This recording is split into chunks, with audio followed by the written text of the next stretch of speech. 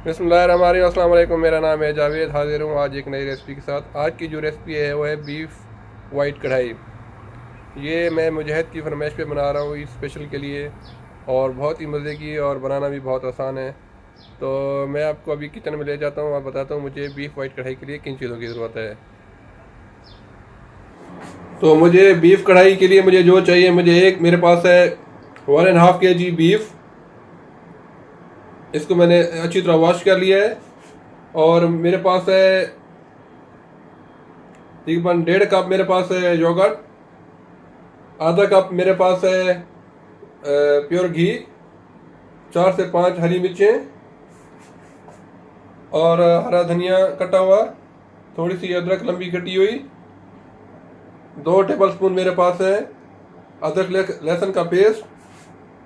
जो वाइट कढ़ाई के लिए मिसाले हैं वो 1.5 टीस्पून नमक और 1 टेबलस्पून कुटी हुई धनिया और आधा टीस्पून कुटा हुआ ज़ीरा और 1.5 टीस्पून मेरे पास है काली मिर्च कुटी हुई। बस वाइट कढ़ाई के लिए इतने से मसाले चाहिए होते हैं। इन्हीं से वाइट कढ़ाई अल्हम्दुलिल्लाह अच्छी बन जाएगी।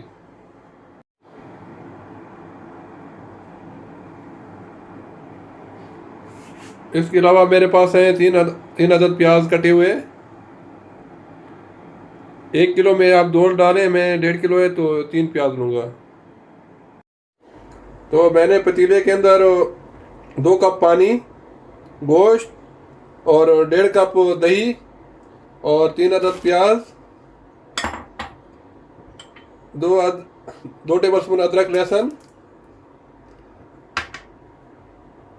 आधा कप घी। ये कढ़ाई बनाना बहुत ही आसान है। आप एक पतीले में सब कुछ डाल दें। 1 टेबलस्पून धनिया और आधा टीस्पून ज़ीरा और 1 टीस्पून बल्कि 1.5 टीस्पून कुटी हुई काली मिर्च और 1.5 टीस्पून नमक और 3 से 4 हरी मिर्चें। आपने सब कुछ ही इसके अंदर डाल के आपने तकरीबन इसको पकाना है 1 घंटे तक। जब गोश्त अच्छी तरह गल जाएगा तो फिर इसको मैं अच्छी तरह भून के फिर मैं आपको दिखाऊंगा बाद में।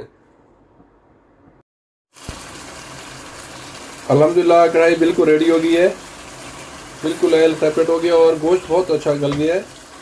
तो प्लीज़ आप जब ईद के ऊपर बनाएं तो इसको बहुत अच्छी तरह गला लीजिएगा। अभी मैं इसमें शामिल करता हूँ अदरक लंबी लंबी कटी हुई,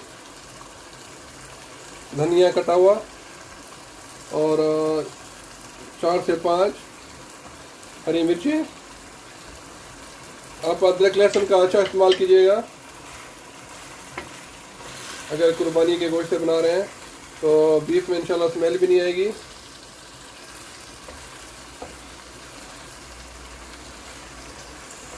तो कढ़ाई बिल्कुल रेडी है। अभी मैं इसको डिश आउट करके आपको इसकी फाइनल लुक दिखाता हूँ। अल्हम्दुलिल्लाह देखें बीफ वाइट कढ़ाई बिल्कुल रेडी हो गई है। तो आप ईद के ऊपर बनाएं।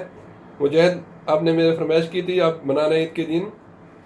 आप इसी तरीके से मटन और दुम्बे से भी बना सकते हैं।